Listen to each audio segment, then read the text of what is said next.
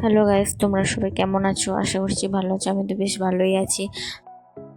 আর আজ আমার টিউশন ছুটি থাকায় আজ আমি বানিয়ে নিয়েছিলাম বিরিয়ানি। যেহেতু আমি কোনোদিনও বিরিয়ানি নিজের হাতে বানাইনি, মাই বানাই, তো আজ আমার ফার্স্ট টাইম ছিল। তো দেখাই যাক কেমন হয়।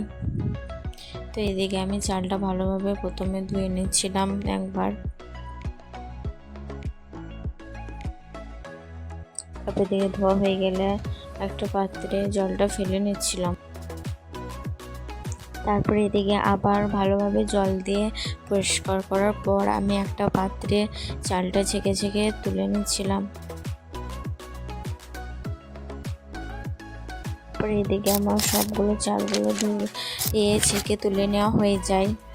তারপরে এদিকে একটা হাঁড়িতে আমি দারচিনি, এলাচ এবং লবঙ্গ আর তার সঙ্গে পুরো তেজপাতা দিয়ে জলটা ফোটা পর্যন্ত অপেক্ষা করতে থাকি। আর এদিকে জলটা ফোটার পর আমি বিরিয়ানির চালগুলো মাকে দিয়ে দিতে বলি। তারপরে একটু নেড়ে নিই ভালো মতো। আর এদিকে আলু এবং পেঁয়াজগুলো আমি কেটে রেখে দিই। তারপর আবার এদিকে ভাতটা দেখতে থাকি। তো দেখে মনে হচ্ছিলো ভাতটা প্রায় হয়ে গেছিলো। আমি ভাতটা দেখছিলাম, ভাতটা প্রায় হয়ে গেছিলো। এদিকে মা ভাতের আসনটা ঝরিয়ে নেওয়ার পর আলুটা সেদ্ধ করতে দিচ্ছিলো, কারণ আলুটা একটু বড় ছিল। তো আর এদিকে পেঁয়াজটা ভেজে নিচ্ছিলাম। তো মাঝে মাঝে ভেজে নিচ্ছিলাম পেঁয়াজটা একবার করে, আর লাল হওয়া পর্যন্ত আমি ওয়েট করে নিচ্ছিলাম। আর এদিকে দেখো আমার পেঁয়াজটা অনেকটাই কালারটা চলে এসেছে। তো এদিকে আমি একটা বাটিতে দুধ গুলিয়ে নেওয়ার পর এখানে কামধুনু একটু দিয়ে দিই, যাতে বিরিয়ানির কালারটা আসে। তার সঙ্গে গোলাপ জল 2 চামচ দিয়ে দিই। আর তারপরে কেওড়া পানি বলে, যেটা বিরিয়ানিতে দিতে হয়, সেটা 1 চামচ মতো দিয়ে দিই। আর তাছাড়া মিঠা আতরও দিয়েছিলাম, ওই সব দেখানো হয়নি। আর এদিকে আলুটা ভাজার পর এদিকে মাংসটা ছিল, টক দই আর মশলা মাখিয়ে মা রেডি করে রেখে দিয়েছিল। আর এদিকে আমি প্রেশার কুকারে তেল দেওয়ার পর আমি তেজপাতা ও শুকনো লঙ্কা তেলের মধ্যে দিয়ে দিই। তারপরে একটু লঙ্কাটা লাল হওয়ার পর পেঁয়াজ কুচি দিয়ে দিই। পেঁয়াজ কুচিগুলো তারপরে যখন একটু লাল হয়ে থাকে, লাল হওয়ার জন্য আমি ওয়েট করতে থাকি। তারপর ভালোভাবে যখন দেখি একটু লাল হয়ে গেছে, তো তারপরে যে মাংসটা মশলা মাখানো ছিল, সে মাংসটা সেখানে দিয়ে দিই।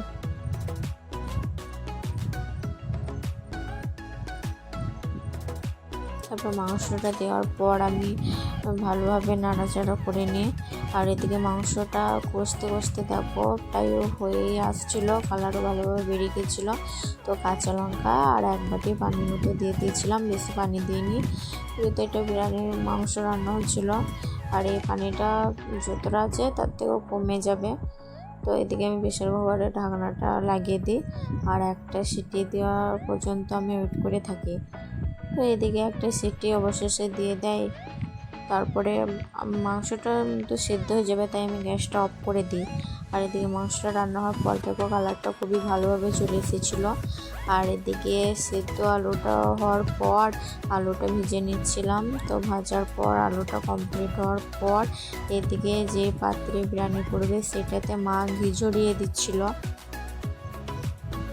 তারপরে তেজপাতা দিয়ে দিচ্ছিল, আর বিরিয়ানির ভাতগুলো খানিক কটা দিয়ে তারপরে আলু, তারপর মাংস এগুলো উপরে দিয়ে দিচ্ছিল।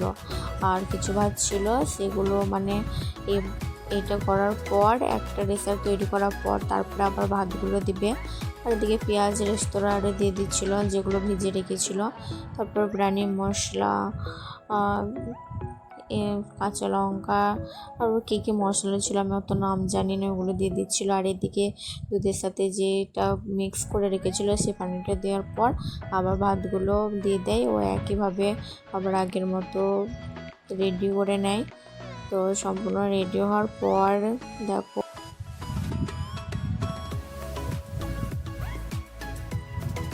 সম্পূর্ণ রেডি হওয়ার পর এদিকে তারপরে লাস্টে মা আবার ভাতটার উপরে ঘি ছড়িয়ে দেয়। তো তারপরে দেখো এরকম দেখতে হয়ে যায়। আর একটা পাত্রে একটা জায়গাতে একটা আটার প্যাকেট খুলে ওই মানে চারিধারগুলো লাগিয়ে নিচ্ছিল, যাতে মানে কোনোরকমভাবে হাওয়া না বেরোতে পারে। আর এদিকে আমি চুলাতে চাপিয়ে দিয়েছিলাম। তারপর আধ ঘন্টা ওয়েট করার পর এদিকে আমি এগুলো আটাগুলো খুলে নিচ্ছিলাম, আর এদিকে একটা সালাড তৈরি করি। তো তারপরে বিরিয়ানিটা একটা পাত্রে করি, আর প্রথমে আব্বুকে খেতে দিই। আব্বুকে জিজ্ঞেস করে কেমন খেতে হয়েছে, আব্বু বলে খুবই ভালো খেতে হয়েছে। তো যাই হোক, ব্লগটা এখানে শেষ করলাম। টাটা। তোমরা সবাই ভালো থাকো, দেখা হচ্ছে নেক্সট ভিডিওতে।